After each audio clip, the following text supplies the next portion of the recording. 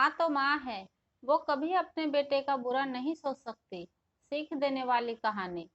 नील अपनी पत्नी के साथ अमेरिका में रहता है, जबकि उसकी बूढ़ी माँ अकेले इंडिया में रहती है। नील के पिता का देहांत 3 साल पहले हो गया था। नील 6 सालों से घर नहीं आया। उसकी माँ हमेशा उसके आने की उम्मीद लगाए रखती है। एक दिन नील का फोन आया। नील, हेलो माँ, कैसी हो? मैं कल इंडिया आ रहा हूँ। माँ ने जवाब दिया, क्या सच कह रहा है? बहू और बच्चे भी आ रहे हैं ना? पोता पोती देखने का बड़ा मन था मेरा। नील, नहीं माँ, अभी तो सिर्फ मैं ही आ रहा हूँ। अब हम सब एक साथ अमेरिका में रहेंगे। मैं तुम्हें लेने आ रहा हूँ। तुम जितना चाहे अपने पोता पोती को खिला लेना। अच्छा माँ, फोन रखता हूँ। 5 दिन के बाद मेरी इंडिया की फ्लाइट है।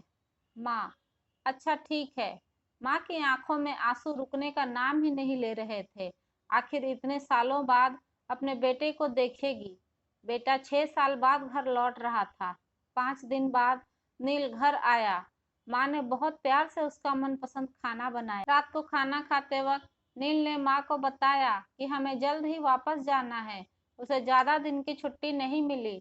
नील ने माँ को कहा, माँ, जितना भी पैसा, जेवर या कीमती सामान है बांध लो। हम 2 दिनों के बाद अमेरिका चलेंगे। और हाँ माँ, कल मैं किसी प्रॉपर्टी डीलर से बात कर लूंगा मकान बेचने के लिए। माँ, बेटा, मकान क्यों बेचना है? ये तुम्हारे पापा ने बहुत प्यार से बनवाया था। यहीं पर तुम्हारा बचपन बीता है। बहुत यादें हैं इस मकान से। नील ने कहा, माँ, जब हम सब अमेरिका चले जाएंगे तो मकान का क्या करेंगे? इसका ख्याल कौन रखेगा? ये तो बेचना ही पड़ेगा। बेटे की खुशी में ही माँ की खुशी थी, इसलिए मान गई।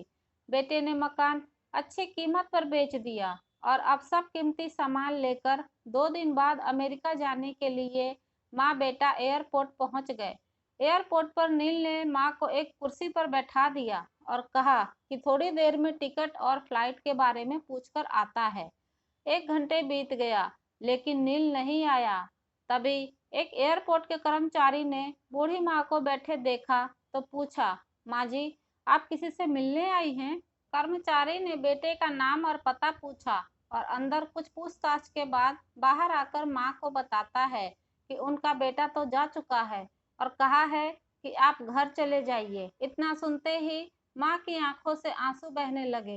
किसी तरह माँ अपने बेचे हुए घर के पते पर पहुंची और रात को वहीं सो गई।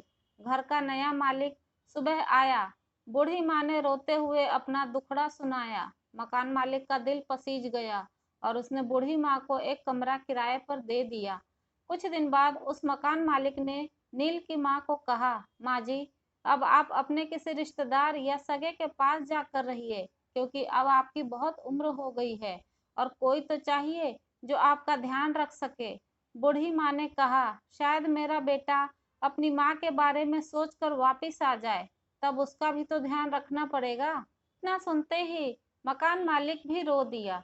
माँ बेचारी अकेले में अपने बेटे को रोकर याद करती रह गई। कहानी से सीख।